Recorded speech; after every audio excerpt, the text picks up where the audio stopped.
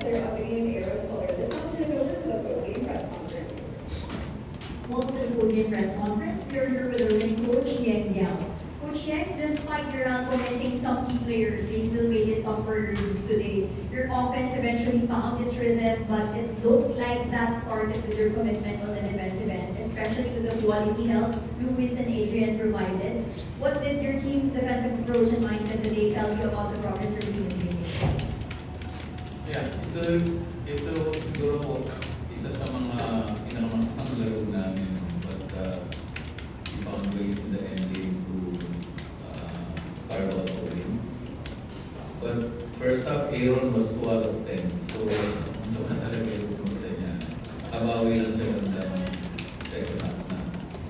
And our free throws is really bad. We missed 40 free throws.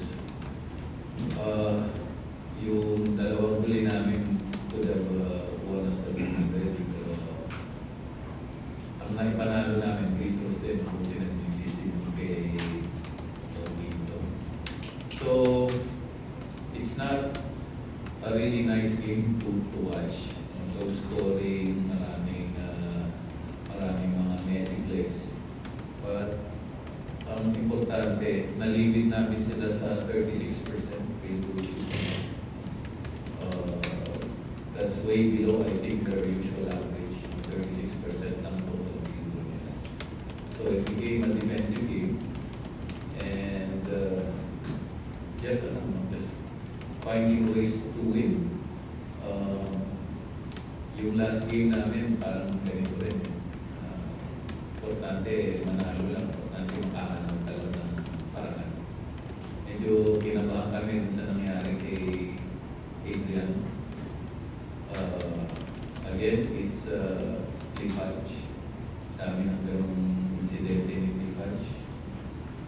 He's the dirtiest player in the league, I think. Dapat siguro tingnan ng liga. He's a danger to the other players in the league. So, his record speaks for himself. Thank you, Coach Yang. We now open the floor for questions from our friends from the press. Coach, you mentioned medyo bad game kayo. But Adrian Ocon made some key plays as well in the end game. Although nag-turnover din siya prior to that game pass and basket by full. Wala talagang perfect game. You have to take the positive with the negative. So, gano'n lang talaga. At maski yung huling foul, siya rin kumama doon. So, maraming mistakes, maraming pagkakamali. Pero ang importante, kahit nagkamali ka, makahanap ka pa rin ng parang makabawi. So, yun lang, kumawi lang kami kahit nagkakamali.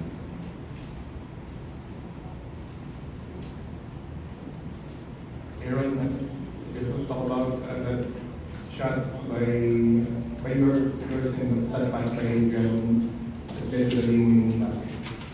Yeah, we're really just trying to use the pick and roll. It was rough first half for me.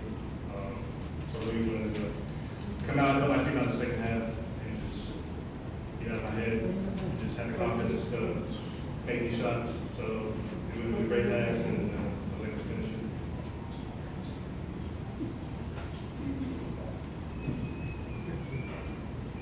Coach, good evening, congratulations.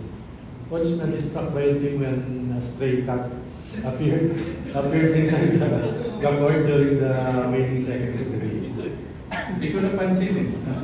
Hindi ko napansin may stray cat pala doon. Pero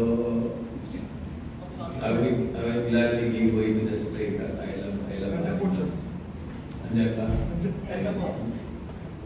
May mga pusa rin kami kaya sympathetic ako din ng mga pusa. You think Huwag lang yung mga anak ng pusa. Pusa okay.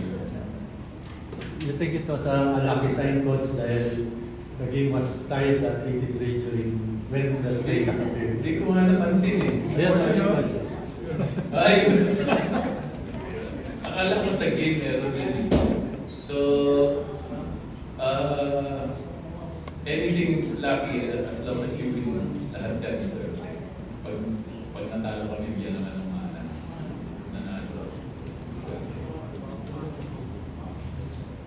Coach, sorry balik lang natin yung nangyari kay Adrian. No? What did you saw in that incident? Kasi Meralco was contesting din na hindi dapat fouling dahil I think dumaan sa pat ni Adrian si Hatch. Sinaksak niya yung paa niya. Kaya nga tinawagan na sportsmanlike foul. Maraming incidents na gano'n na I think cause danger to the players. And it's always been a lot of situations or incidents where punches is involved. So, yun nga. Tingin ko is a danger to his fellow players. Coach, after a great game of Adrian last Friday, medyo struggle sa ngayon. Normal lang, basketball to. No? Hindi lahat ng laro mo gaganda. We were looking to just spread out the responsibility. Deo, maganda nilaro kanina. Si Christian, contribute din.